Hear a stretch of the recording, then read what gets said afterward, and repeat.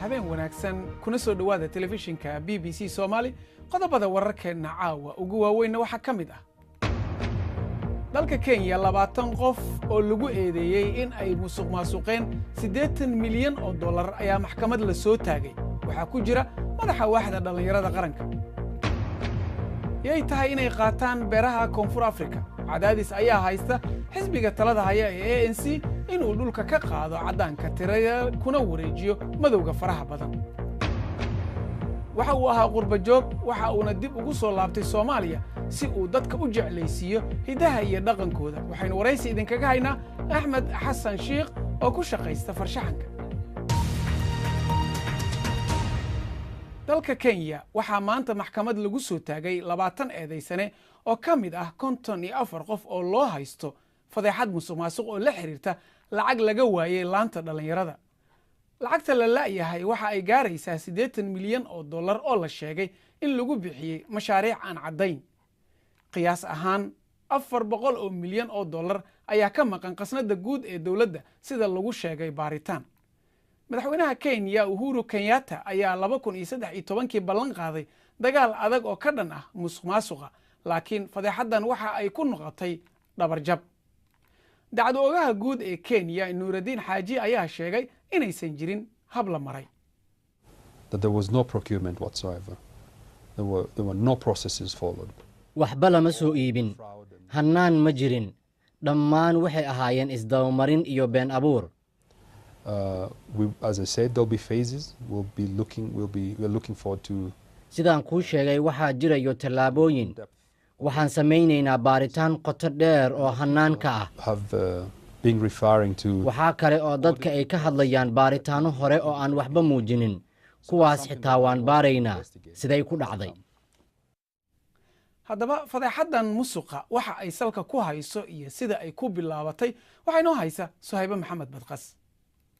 waxaa maalmihii ugu dambeeyay Kenya la hadalhayay musuqmaasuq cusub oo saameeyay waaxda qaran ee dhalinyarada laanta dacwo baarista ee CID-da ayaa sheegaysa inay baarayso lacag la sheegaya in la lunsaday intii u dhaxaysay 2014 ilaa iyo sanadkan 2018 shalay waxa la soo xiray in ka badan 40 qof oo ku lug leh arintan oo 20 kamid ah maanta la hor keenay maxkamadda dacwad-oogaha guud ee Kenya Nuruddin Yusuf Haji oo BBC-da la hadlay ayaa waxa uu sheegay in ay sii wadi doonaan baaritaanada ilaa inta ay ka salgaarayaan ama ay meesha ka saarayaan tuhunka ah in lacag la lunsaday waxa uu sheegay in ay baareen mashaariic ku baxday ku dhawaad 100 milyan oo dollar waxayna ogaadeen in 50 milyan oo lacagtaasi kamid ah si qaldan loo bixiyay iyadoo aanay jirin wax khidmad ah ama badeecooyin ah oo loo soo gudbiyay waaxda dhalinyarada ee NYS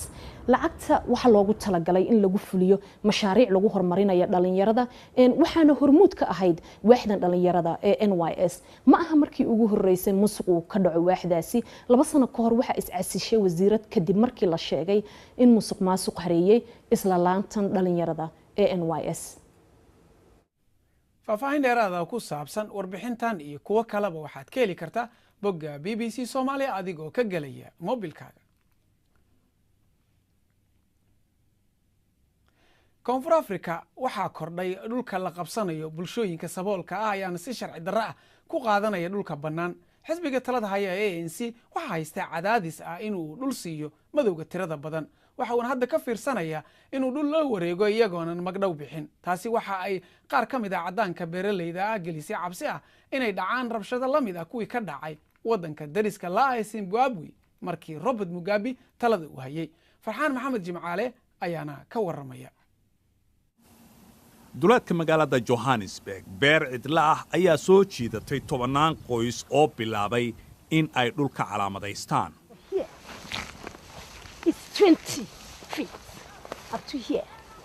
way og yihiin in dhul qabsashadu ay sharci darro tahay balse waa ay sii wadaan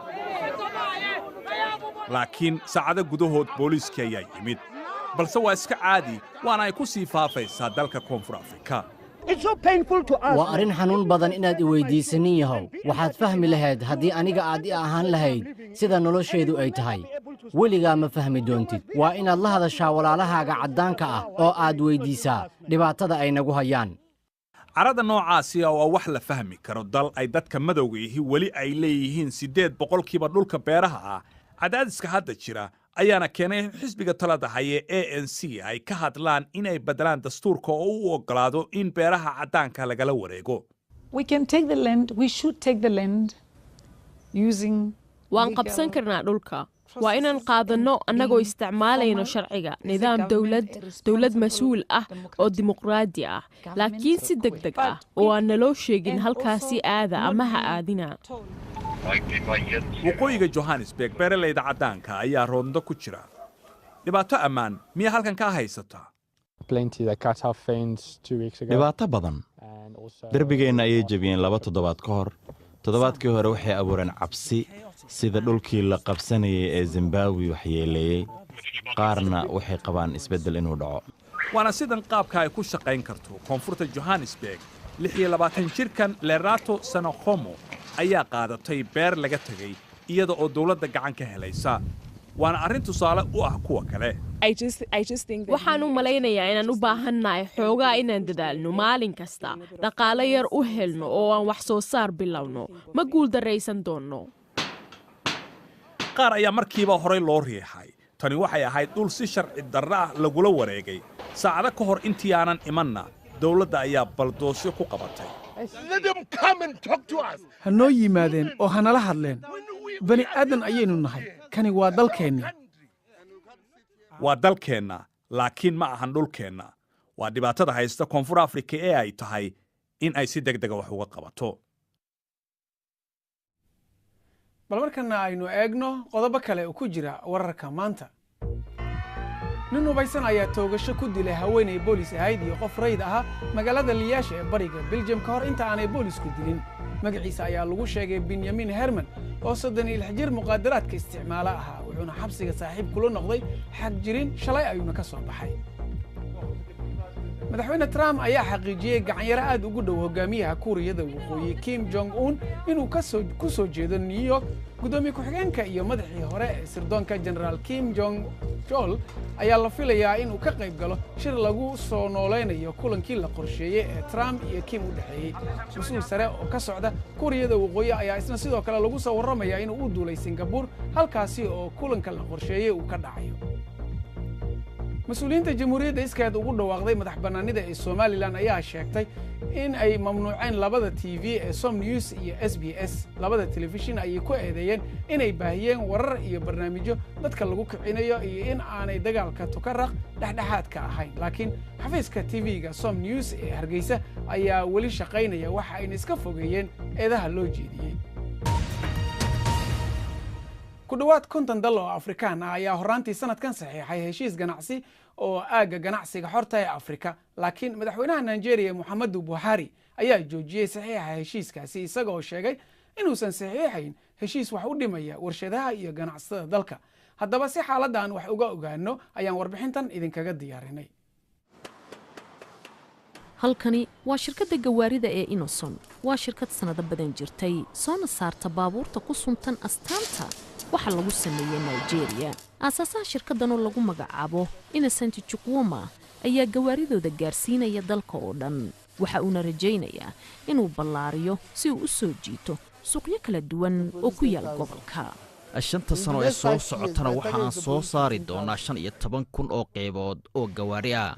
inuu awood u yeesho ku ganacsiga Afrika oo dhan ayaa u ah horumar uu soo dhaweynayo balse shirkado badan oo ku yaal magaaladan ayaanan la qabin aragtidan shirkaddan soo saarta bacaha oo ku taal isla deegaankan ayaa wax soo saarkeeda waxa saameeyay helitaan la'aanta waxyaabaha laga sameeyo bacaha inta badan alaabahan isticmaalno wali waa la soo dhoofiyaa marka haddii aadba soo dhoofinaysa oo aad la tartamaysa ayaga oo haddaba samaysta alaabahooda iyadoo uu naga xadidan yahay awooddeenna kaabayaasha ee waddooyinka xun yihiin amni darrada ka jirta dalka iyo wax walba waxay noo ahaanaysaa faa'iido darro weyn marka waa inaan waxayna habaysanno baahida ah in la helo isbeddel dhanka warshadaha ah ayaa ahayd ajandaha ugu horeeya ee dawladda waxa ay sheegayaan ku biiridda aagga ganacsiga xorka ah ee Afrika inay weli ka fikirayaan balse aysan ahayn mid ay ku dooranayaan dhibaato soo gaartay dhaqaalaha dalkooda. haddii aan dareenkaagu kor u kacsanayn ama aad jilicsan tahay waxaa laga yaabaa in Nigeria lagaga guulaysto ganacsiga Afrika ka dhex socda. ujeedku waxa weeye in sanadkan iyo sanadka soo socdaba la qabto shirar iyo aqoon isweydaarsi lagu go'aansanaya ganacsiga ay Nigeria la yeelanayso wadamada kale ee Afrika iyo sida ay u dhowri lahayd qaybaha xudunta u ah wax soo saarkeeda.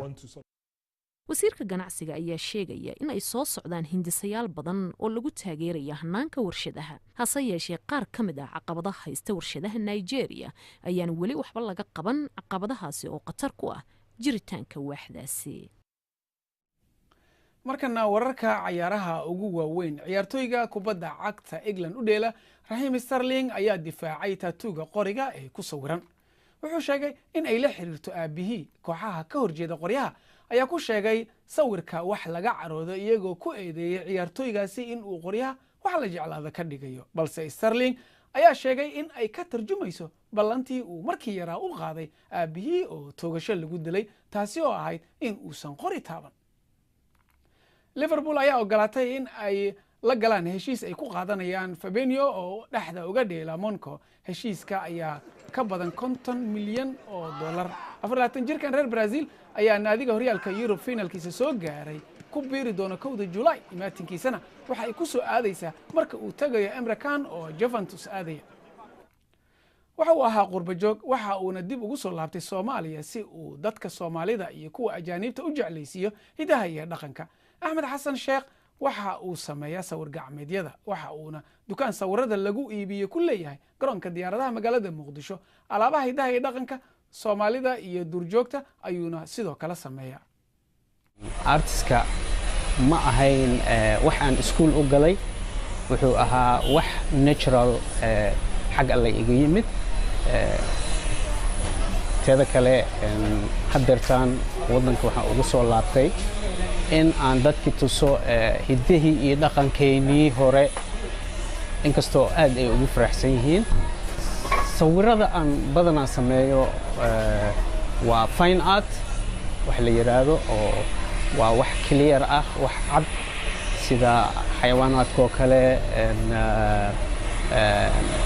dadkoo kale portraits